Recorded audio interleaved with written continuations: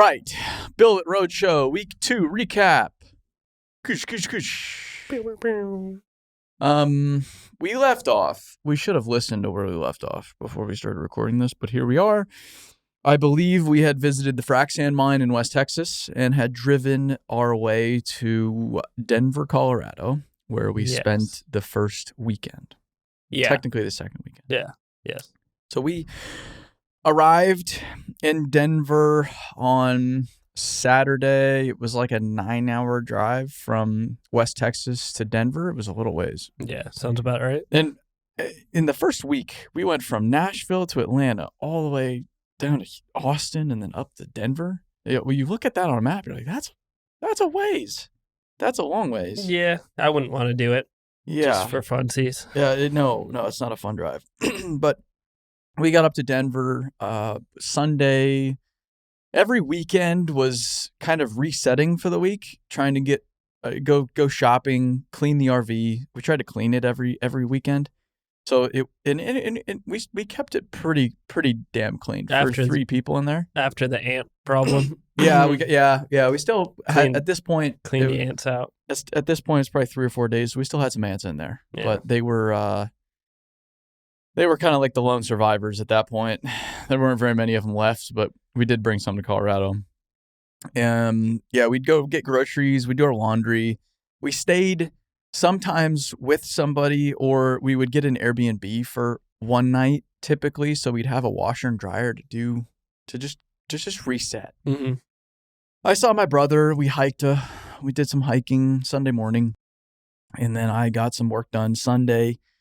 And on Monday, we left the Airbnb. We left the RV there. We just got in the truck and we drove north to Loveland, Colorado. Nice. Where we visited Barnard at the Chimney Hollow project, which is the largest new dam construction project in the United States in decades. And this is a project I had been to about a year prior. It's a multi-year job. It's a huge job. It's, I think, almost $750 million, if my mind is correct, memory's correct. And it's all about water storage. Water. You turn the faucet, water comes out. But there's a lot of stuff that happens before that. Somebody, I don't know who, but somebody had the idea of putting almost all of Colorado's population in the driest part of Colorado. And that is technically east of the Rocky Mountain on what they call the Rocky Mountains of what they call the Front Range. Mm-hmm. Most of the water for Colorado is west of the Rockies. And there's something called the Continental Divide that runs through the Rocky Mountains. And that basically means that at this point, water either flows right or left, east or west. So they have to take the water that's primarily flowing west in the Rocky Mountains from the snowmelt. They pull it up and pump it up over the Continental Divide and then down to the people of the Front Range. Yeah. However, consumption doesn't match up with, there's not even water distribution. And so you have to take advantage of when you have the water. And you have to store the water for people to use throughout a period of time. Water storage is very, very important. To do that, they're adding the Front Range has grown substantially. Lots of people have moved to Denver. I don't really get it, but lots of people love Denver. It's not really my thing, but it's okay. Yeah. And with all of this additional population comes an additional need for water capacity. So there's a valley. Most dams, they basically reroute a river via a tunnel or something of the sort, build a wall in the middle of where the river usually runs, and then let the water from the river back up behind that wall, creating a reservoir. And then that dam now regulates the water flow. And that water flowing through the dam spins turbines typically, creating hydroelectricity, creating electricity. So the dam has 3 functions, water storage, electricity, and then it controls flooding. But this one is unique. And dams, hydroelectricity, renewable energy, but can't do dams anymore in the United States. And so this dam is not actually blocking a river. They're just filling in a valley purely for the sake of water storage. That's insane. It's really wild. Like a giant swimming pool. That's all it is. That's all it is. And then there's one the next valley over too. So if you fly a drone, you can see them. They'll be right next to each other, separated by this narrow band of rock, this ridge. Yeah. I'm assuming they do it so that they don't disrupt wildlife on like river wildlife, I guess. You have to the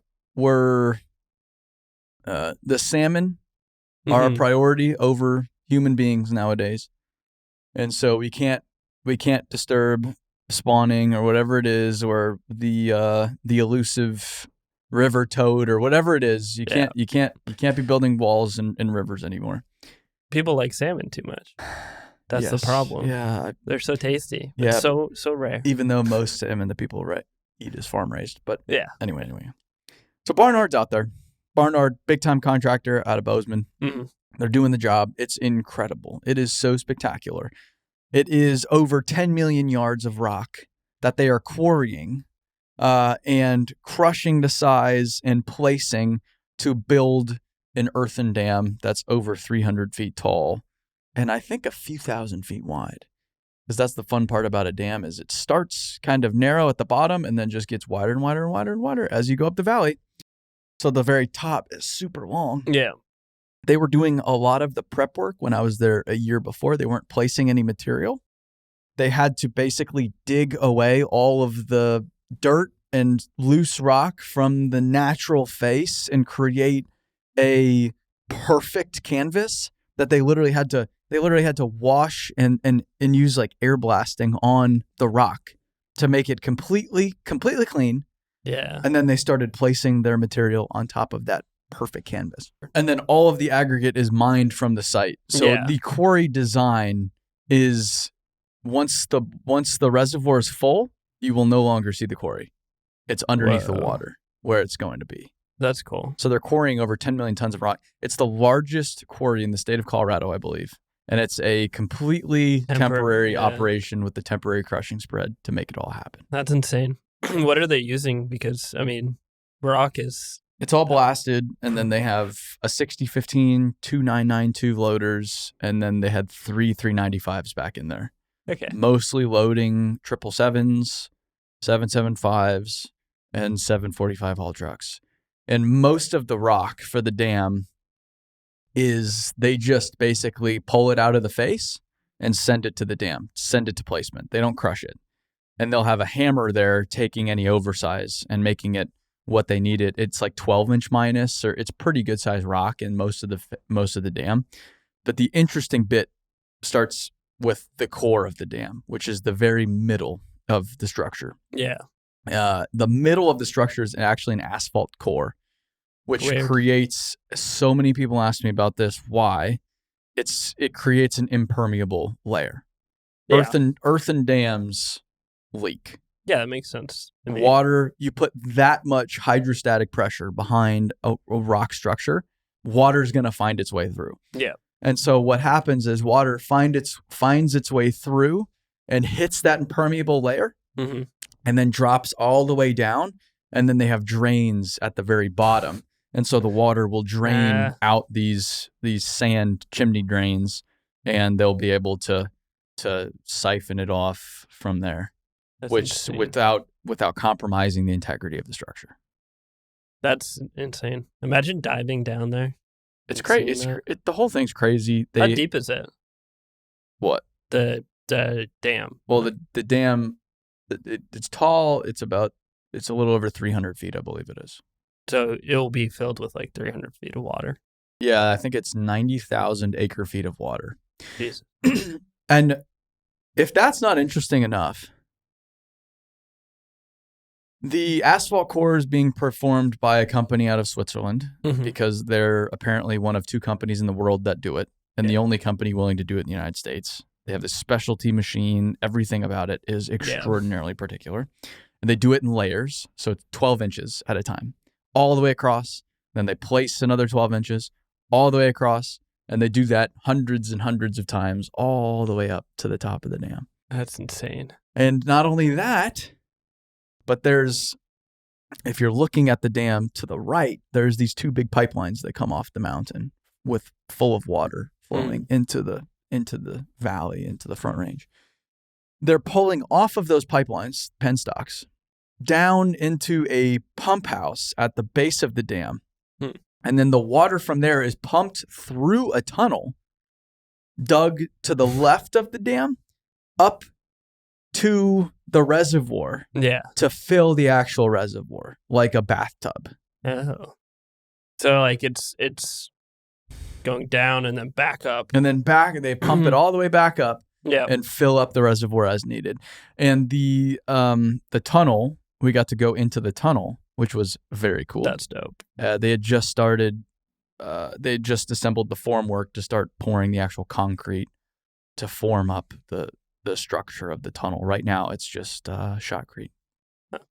Okay. Yeah. Yeah, that's, so the whole tunnel is going to be filled with water, I guess? No, it's just pipes running through it. Pipe. Yeah. Okay. So the tunnel's much, much, much bigger. Yeah. Than the actual pipelines that will be running through it. Yeah. But they'll have like an access road in there kind of most of the way in, then you can walk through the rest. Yeah. Pretty good size. It was like 30-foot tunnel. It was a big tunnel. Yeah. Really big tunnel. Tunnels and anything underground, you don't realize how like cold it is. It's cold. It's wet. It's obviously dark. Yeah. It's a different line of work. Yeah. Anybody in tunneling, That's just they're built differently. Yeah. They are built differently. That's a different world. I guess it doesn't matter if you're working at day or night, though. I mean, night shift, it's all the same. No, a lot of times in underground mining, they go underground. They don't come up for 10, 12 hours. That's so wild. I can't imagine. Yeah. I wonder if that like messes with your vitamin D. I'm sure it does. But Pale. Living in Seattle also does. So I think a lot of people have vitamin D deficiencies. So yeah. But miners especially. Yeah. We need to make a foundation for that. Well, just miners without vitamin D. We'll just pump Sunny D down into the miners.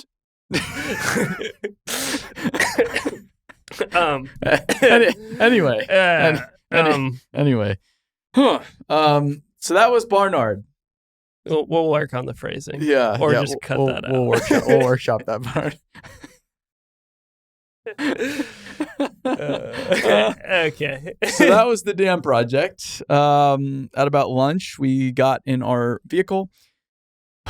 We drove south again to Denver from Loveland, picked up the RV, looked at the map, found out that I-70 was closed because of a truck fire in the tunnel, whatever. Yeah. It's almost like I-70 is a crapshoot over the mountains. It's probably going to be closed at some point if you drive it enough. Yeah, I would imagine, especially in the winter. It's the only road. So, there was a back way into Aspen that's open over summer. So we drove. It was like 4.5 hours. It wasn't that much further around, and then we went up over Engineers Pass, I believe it is. Okay. Which was so beautiful. I can imagine it's scenic. Yeah. And then I drove the RV. And so then you take the RV down into the valley and into Aspen. Nice. And I never, ever in my life thought I'd be driving an RV through Aspen. But there I was, driving an RV through Aspen.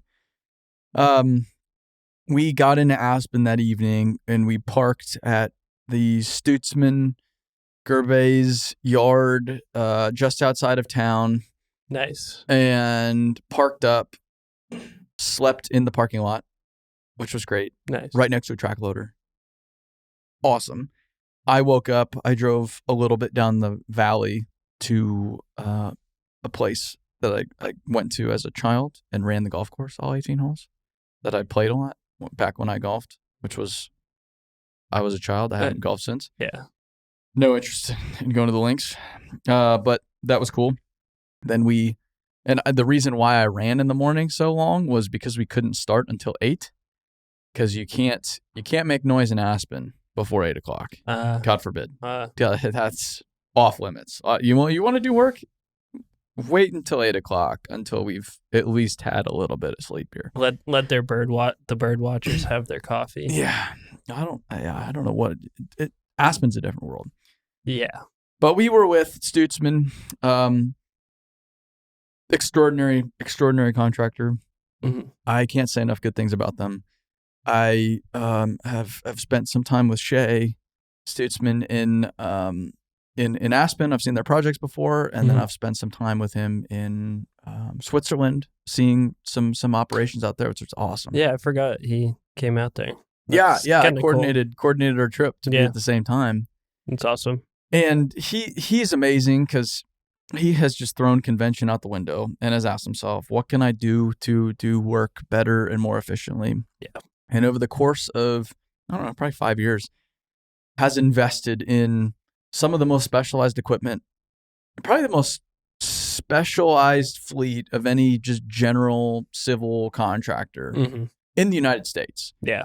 Most of his excavators have variable angle booms, have tilt rotators, have GPS, have all sorts of attachments. He has track loaders. He has a D1 dozer with excavator pads for finish grading rather than a grader because it can fit into tighter areas. Nice. This stuff they have is incredible. Yeah. Incredible. And then they have the hallmark, the track loaders. The track loaders are Shay's favorite. Yeah. They just look cool. He's got a soft spot for those. Yeah. But it is cool because you basically have 3 machines in one. You have a bulldozer, you have a loader, and you have an excavator. So you can dig holes with them. You can push material with them. You could load trucks. You can do whatever you want. And he's got the newest track loaders that Caterpillar makes. And then he's got some track loaders in the works that are very, very, very old, which is extremely cool. Yeah, that's awesome. But we started, they're working to replace power lines. Underground power in Aspen, right in downtown. Yeah. A lot of the power infrastructure's very old, many decades old, and they're having to trench through alleys and small streets to get the new conduit in where it needs to go. Yeah. Without disturbing the rich people. God forbid. You don't want to disturb the rich people. So he had his 315 variable angle boom, 3D GPS, work tools, tilt rotator out there. It was really amazing because he said his guys love it. There's a lot, they do work quicker and there's a lot less handwork, which is amazing. All his as-builts are done with the GPS. So there's no having to shoot with a rod. You can shoot everything GPS with the excavator. Yeah. And then the real fun part was when they went across the street. They were working next to the Lululemon, went across the street to the Gucci store. Literally, the Gucci store. Yeah. And they had to cut the trench down an alley, and they used to take up the asphalt a little pizza cutter attachment that you roll back and forth and cut the asphalt and take out the asphalt so you don't need to saw cut. You don't need to make a mess. No dust. No dust. Yeah, no saw needed. Yeah. And then when they come back through, they just mill it where they need to and repave, and you're in business.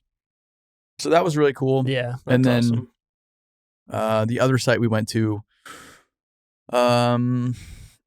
we saw another project to check out the new track loader, which was spectacular. Saw that real briefly.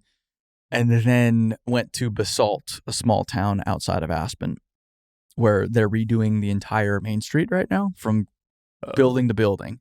All the new utilities, all new paving, sidewalk, everything brand new. It's going to be nice. And so if you're a patron of Basalt this summer or next summer, you will likely see them at work with their machines, doing what they do.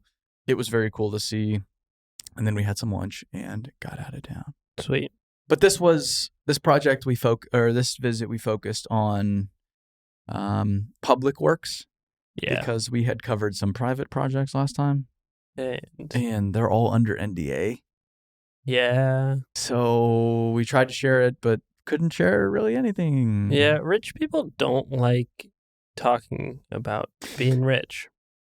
And these aren't just rich people. They're super rich. Yeah, it's like, oh yeah, your house is a few million. Cool. Yeah, that's good for you. Yeah. And you have a nice car. All right. These are like, yeah, these people are quite literally royalty Yeah. or very senior officials in foreign governments or billionaires of technology companies.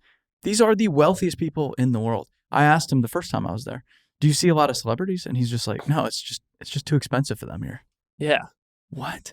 Yeah. Excuse me? It's just a different world. Yeah. Like these houses, they're building some houses out there, $100 million a piece. And these aren't second homes. These are third homes. Yeah. These are fourth homes. They stay there 3 weeks a year. It's their little cottage out in Aspen. It's their little 10,000 square foot cottage. We'll see you in Aspen. In Aspen. Okay. Yeah, come out for a week. Man. It's just different. Take your private jet. Come out for a week. The Aspen airport is crazy. Over All the 4th of July. Private jets, probably. It's more private jets than I've seen anywhere else. That's insane. At least in the United States. But he said the 4th of July, they run out of private jet parking. So they have to drop their people off and then go to other airports to park the private jets. Dang. Yeah. That's so much. And I love that, like, Stutsman has like, they've just kind of, like, tailored their fleet. They're like, hey, we're going to be around rich people. Like, it looks really good. They're like, we're going to make our shit look awesome. I have Yeah. their hat over there. I was looking at it. I was like, their branding is just so classic. So like, professional. So classy. Like, their fleet looks good. Like, yeah, I'm a huge fan. Yeah. Huge fan. So then we got back in the vehicles. We drove across the state of Colorado. We visited the BHI office real quick in Vernal, Utah, somewhere I'd never thought even existed. We drove through eastern Utah. I've only driven north to south along I-15 in Utah. Yeah. I haven't driven east to west. Mm-hmm. So that was a new experience for me, driving through eastern Utah. Never been over there before. It's out there. What's out there? Nothing. Yeah. Flat. Yeah, it's a lot of oil out there, actually. Hmm. And then there were some towns in western Colorado that all were dinosaur themed. Like I think there's a town called Dinosaur. That's awesome. I think Dinosaur, Colorado, or something along those lines. They must have just a shit ton of fossils out there, I guess. And they have like, I probably drove by 100 life-size, quote-unquote life-size statues of dinosaurs. They're everywhere. It's crazy. So then the next day, we spent the night at my good friend Bridger Snow's yard in Heber City. And then we woke up, we drove up the hill to see BHI working on a big earthworks project for the new Tiger Woods golf course, which is spectacular. Nice. It overlooks the Wasatch Front.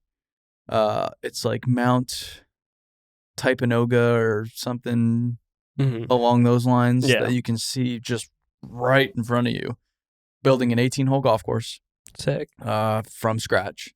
And it is really cool to see an 18-hole golf course start to come together. The finished grade must be very, very tight tolerances for it. You would think it's like half engineering and half art. Yeah. So the shapers somewhat judge it as they go. They have a design. Yeah. They're working on a design, but they don't use GPS or anything. They're not grading to the design. They're basically grading as they progress through the holes. Kind of like snowcat operators or something. Yeah. Where it's like a skilled thing, but also like you got to have a feel for it. It's designed, but it comes down to the operator at the end of the day. That's kind of the details. That'd be such a cool job. It's a very specialized. Yeah. I think BHI is doing a majority of the earthworks, and then you have guys that specialize in shaping golf courses come in and actually do the greens. Damn. Do they like contract them? I don't know how it works. I'm thinking that's how it is. But we got to see BHI for the first time. Class act operation. Great time. Beautiful lighting. Beautiful place. Great weather. Life was good. I think that was the first morning that we actually had some like really nice, cool weather of the whole trip. Yeah. Aspen was okay. Colorado was okay. Still the first hot, week was just hot. Yeah. So we got to see BHI. We went down the hill. We saw Bridger Snow. Saw a job of his. He's in his early 20s, building a construction company, letting her rip. It's awesome to see. And then we were about to head into the valley to drive south to Vegas. But the pass got shut down like 20 minutes before we got there because a truck rolled over. So then I went all the way up through Park City, over to Salt Lake, and then down the whole valley. Because where we were, you basically cut through the canyon and pop out in Provo. And then you can just head south from there. But I had to go all the way up and around and then back down through Provo. So we did that. A little bit of a delay. Got into Vegas later that night. And it was a hot son of a bitch in Vegas. It was probably 115 when we got there. Yeah. Hot. Oh. Yeah. Stayed in Las Vegas Paving's yard.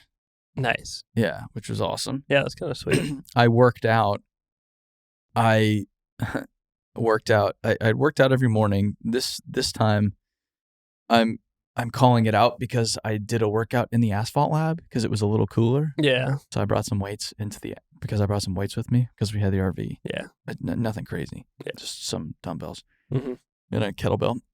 And I brought them into the asphalt lab because it was so hot in the morning. The asphalt lab was still pretty miserable, but just a little bit cooler. And the whole time I was thinking, what a weird life I have. I'm working on an asphalt lab right now at 3 a.m, 2:30 in the morning, whatever it is. And whoever listens to this, you can count yourself as probably some of the first people to ever hear about someone working out in an asphalt lab. Yeah, it was a little obscure. And the whole time I was worried about someone walking in and be like, who the fuck are you? Because it's a big company. Dude, what are you doing? People don't know we're there. Yeah. But we got squared away. And then we saw, of course, Las Vegas Paving in that morning doing some paving work for the Formula One track. And it looks good. Yeah, it looks real good. It was cool to see these guys work. They were so buttoned up. I know when an operation is really good, when it's high stakes, but everybody is just as cool as a cucumber. Chilling. That's how it was. It wasn't surface course, which we saw last week as we're recording this. We went back a few weeks later to see the surface course down the Las Vegas Strip, which is what I really wanted to see. Yeah.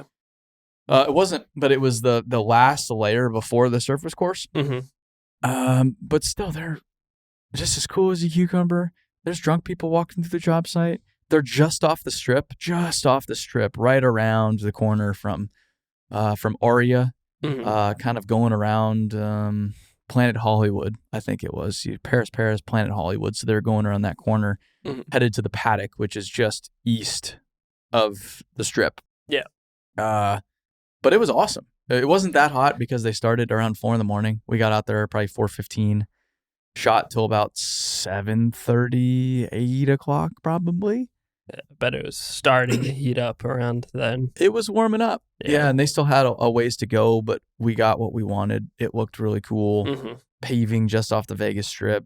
But after going to that, I knew I needed to come back to see the actual surface course on the Vegas Strip. The actual thing. The real big dollar stuff. That's what it's all about. And I got to see it.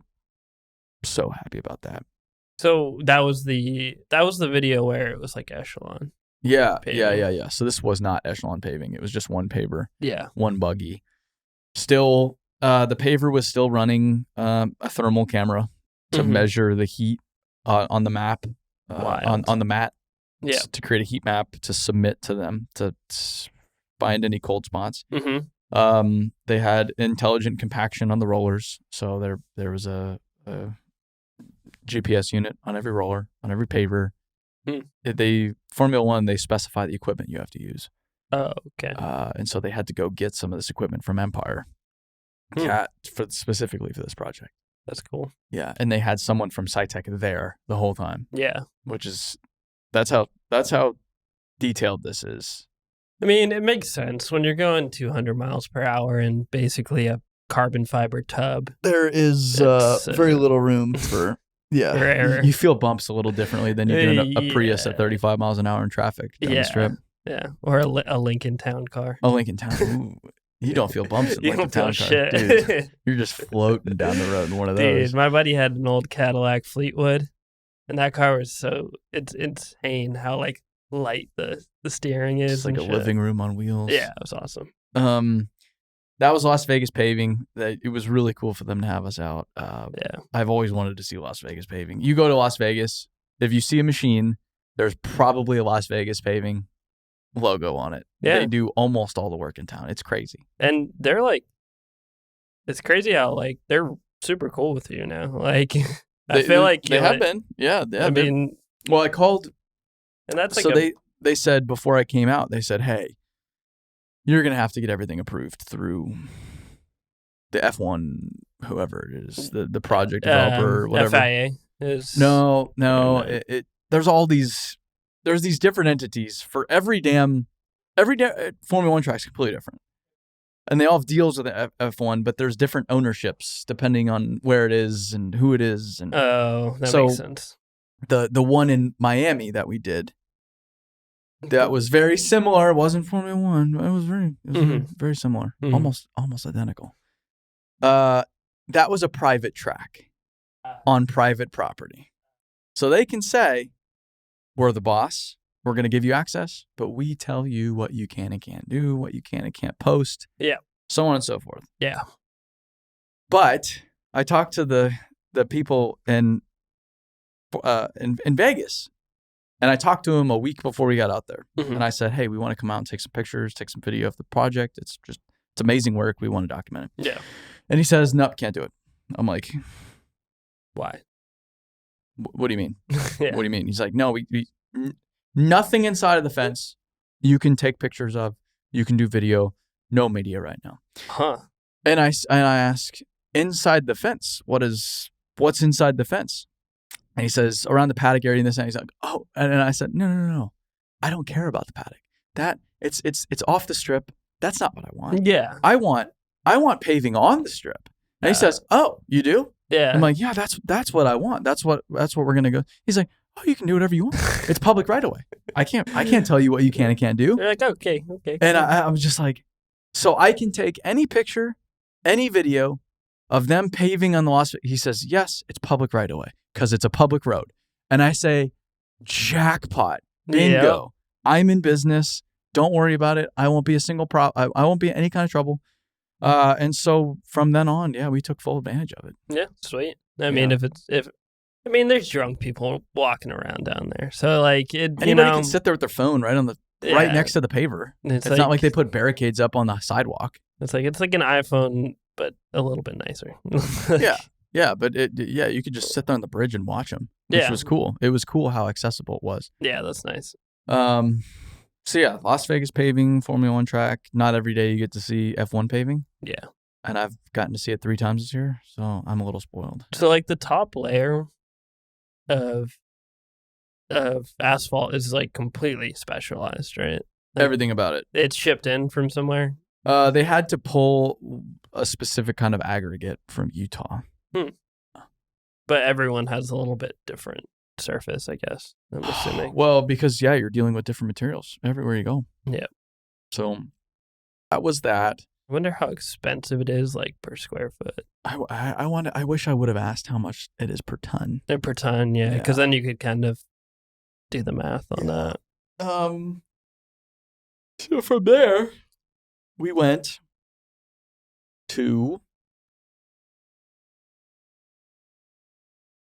I'm missing something. Oh, no. So that was Thursday. Thursday, we drive out of Nevada over to California. I stopped at the borax mine to check out the overlook, which is pretty cool. I'd driven by it a bunch, but I'd never actually gone to the overlook. I made some lunch at the overlook because I was driving the RV, which was nice. And then we drove up the California Central Valley and stopped outside of Fresno to see our friend Josh McCahill at McCahill Bulldozer Services. Yes. I pull into his new shop, new yard, which is awesome. And he has an over $1 million grinder, brand new, that was delivered the day before. And he says, or maybe even that morning, I don't know. It was like within 24 hours. Yeah. He says, we're going to fire her up tomorrow and let her eat. I said, let's go. Oh, yeah. So we barbecued that night, which was amazing. on the green egg. Doesn't get any better than that.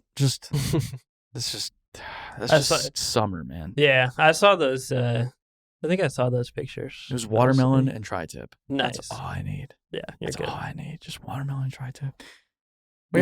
Nice weather out in California, I'm assuming. Yeah, it was a little warm, but not too bad. Yeah.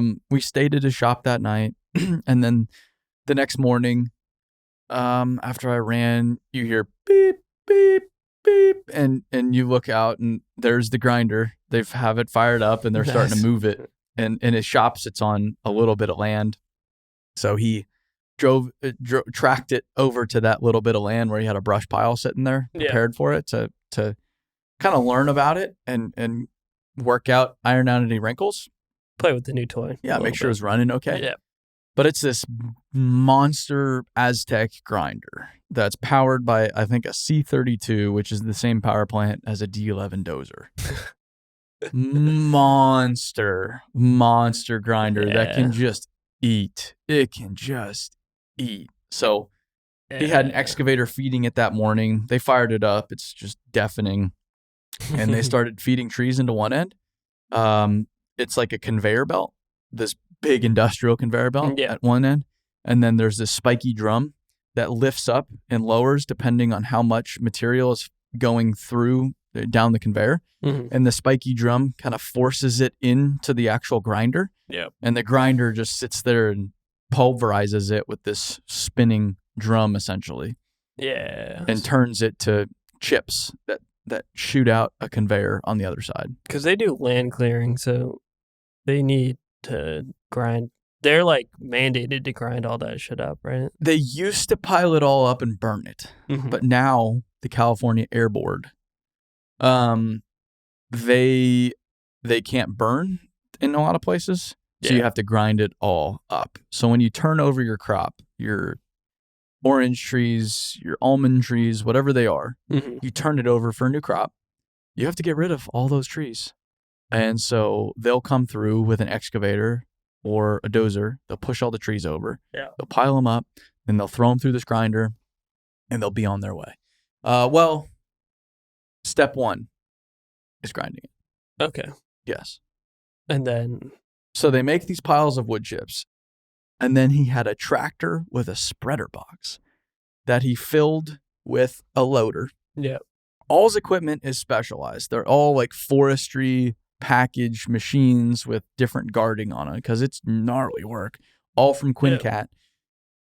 Piled, grab the chips, put it into this trailer, and then the spreader shoots the chips out the back and spreads the chips across the field. And then step 2 is deep ripping to mix the chips into the soil. Oh, okay. Yeah. So that's what we saw after the big Aztec grinder we went out to go see one of his D10s deep ripping. So he has 2 D10 dozers. Both of them don't have blades on the front. Or they might have push blades. I think he has push blades on them now. Small blades. Small blades to keep it balanced at least. Yeah. And all they do is rip. They rip in one direction. That's dope. And then they rip in the other direction. And it helps the water drain better so that the trees can grow a little bit more effectively. Yeah.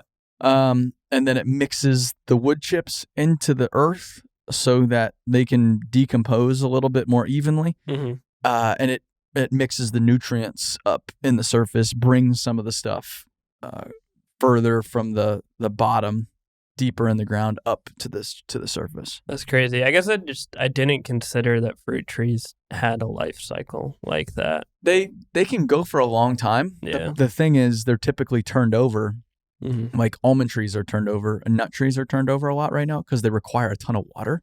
Oh, and there's certain water rules going into effect, water rationing when it gets dry. Shit. And so farmers are deliberately removing some of their nut trees to either keep some fields barren so that they can use that water elsewhere, or they're putting in other crops that use less water. Okay, I see. Yeah. Or like say, I think the one we went out to, there was a new variant of lemon or lime or orange or something like that. New lime just dropped. Yeah, basically. And they wanted to plant that instead. Hell yeah. That must be a fun job though, just ripping. I saw it. Well, probably pretty boring, It but depends who you are. yeah, It depends what your personality is. It kind of sounds more like a mix of ag and earth moving. Yeah. I guess it is. Technically, it's all ag. Yeah. But they use just big iron. Yeah. Yeah. Dude, I saw this video recently, and I think it was like a D6 or something. And they're like, I asked the service people for a ripper for the back. He's like, I asked for a ripper, and then he shows the ripper, and it has like 5 like deep ass teeth on it. And he's like, what am I going to do with this on a D6? He's like, this is just absolutely ridiculous amount of ripper teeth, and they're all like massive. Yeah. I was like, well, it might be good in that situation now. They run just one big shank. Okay. So it's a single shank. Yeah. Because they want the depth on it. Yeah. Yeah, you had a 5 shank ripper on the back. Well, they have it's a big single shank with a plow with basically these 2 pieces of steel that hang off the back, and they're suspended by chains. Yeah. That kind of takes the material coming off the shank and then brings it up and kind of mixes it as it goes through the soil. It's cool. It's super cool. It's like a boat anchor kind of. Yeah. That shape of like blade. So those are specialized too, I'm assuming. He builds them himself. Nice. Yeah, he does his fabricating, welding. And then he was a sheriff in Fresno County for like 15 years, so we got to hear a lot of cool sheriff stories. But there's some crazy shit that goes on out there. Crazy shit. Crazy shit. A lot of land for people to lose their mind in. Well, it's a lot of drugs out there. Yeah. Yeah, it's a lot of drugs. Coming up from where? Mexico? Yeah. A lot of gang activity. Yeah, I can imagine.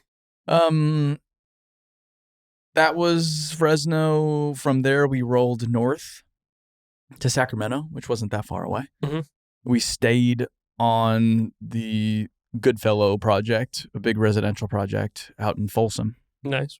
It was really pretty where we were. They have this little house out in the middle of a bunch of trees and grass in the middle of nowhere. Yeah. It was awesome. So we stayed out there, and then we saw some of their underground work the next morning, but there wasn't too much going on because it was Saturday. So it was pretty slow. They were doing a little crushing. The Mass X was wrapped up, so they were moving the 777s off. Mm-hmm. They had a little bit here or there, but we were only out there a few hours.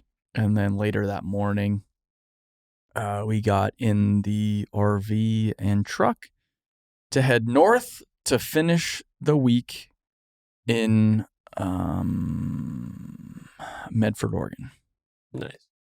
Oh, so you went to Oregon? Yeah. So we had an Airbnb in Medford, and when we woke up that morning, I think when we were leaving Josh's place the day before, we started up the RV, and I think it was the front left tire was low. Okay. And it was like low. Yeah. So I think there's probably a leak. Probably has a nail somewhere deep in there. Something's leaking. So I have one of the guys out there help us out. They had a compressor, so they helped us fill it up, because I don't know how to put air in a tire. And then we drove, and as we were driving, we got up to Sacramento, everything was fine. The next morning, the tire was low again. So, okay, it's for sure leaking. Yeah. We're going to have to get this replaced, but it's still drivable.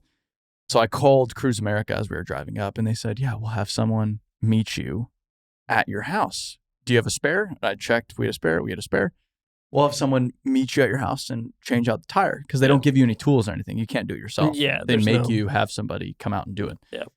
And so this giant tow truck shows up, and it's Bob with the giant tow truck. Nice. And a Yorkshire Terrier, little Yorkie that just sits there and watches him work. That's hilarious. And he changed out the tire for us. But that was, of the whole trip, that was the only mechanical, not even mechanical, automotive issue. Period, yeah. Which was, for 11,000 miles, 2 vehicles. Yeah. Pretty extraordinary. Dude, diesel engines too. No. It was gas? Yeah, it was a gas. Yeah. 8 miles per gallon, baby. Yep. It's a lot of gas. A lot of gas. You're welcome, fossil fuel industry. You're welcome, oil and gas industry. I'm a big supporter of the oil and gas industry. Yeah, I mean, it's Big part customer. of the mission, and we really are. Someone's gonna do it. We got to do the honest work and burn gas and use a bunch of fucking DEF. Gas and diesel and DEF. And wiper fluid. What does DEF come from? What is it? Is it like a coolant or something? No, it's urea. It's ammonia. Oh, I believe it's not urea. I believe it's basically ammonia. So you're putting a bunch of piss in your truck. But yeah, that's the joke. Is like just piss in it. Just piss. Hold please. How do they make? Because I'm assuming you have to mine it or something, like the materials for it. Yeah, so DEF is a mixture of typically 2/3 deionized water and 1/3 urea. It's carefully regulated by the American Petroleum Institute. Technically, urea is derived from one of the byproducts of urine, but it's synthetically made, so no cats, actually. No cats? Farm of cats making DEF? Synthesized in organic chemicals. Huh. Yeah, so your urine, you could just urinate into your DEF tank, and you'll be good to go. You're chilling. That might cause problems. I hadn't heard of DEF until like very recently. And I remember we had a diesel truck when I was a kid, like a clean diesel too. It was a Duramax. Well, because DEF didn't come about. It wasn't really popular probably until like 10 years ago, maybe less, maybe 5 years ago. Yeah, and now I feel like I see it all over the place. I'd say 10 years ago probably is when it started to get really mandated. I want to say that the Duramax was not that old, but it might have been. I think DEF's bullshit, but a lot of people are making a lot of money with it. What does it do? It just captures carbon? No, it doesn't capture anything. It just neutralizes. I think NO2. I'm talking chemistry right now that I don't understand. It's basically sprayed. How does... So maybe it captures nitrogen or something? It doesn't capture anything. So small quantities of diesel exhaust fluid are injected into the exhaust upstream of a catalyst, where it vaporizes and decomposes to form ammonia and carbon dioxide. The ammonia, which is NH3, is the desired product. So it converts the NOx, the nitrogen oxide, which is bad, to harmless nitrogen, N2, and water. Which is good. But water is still a greenhouse gas. Nitrogen. And nitrogen is technically a greenhouse gas. Oxygen is? Not oxygen. Oh, it is water. H2O, water. Yeah, it is water. Yeah, so that is... I feel like this is how this goes. We wrap up the week and then talk about something we have no fucking clue about.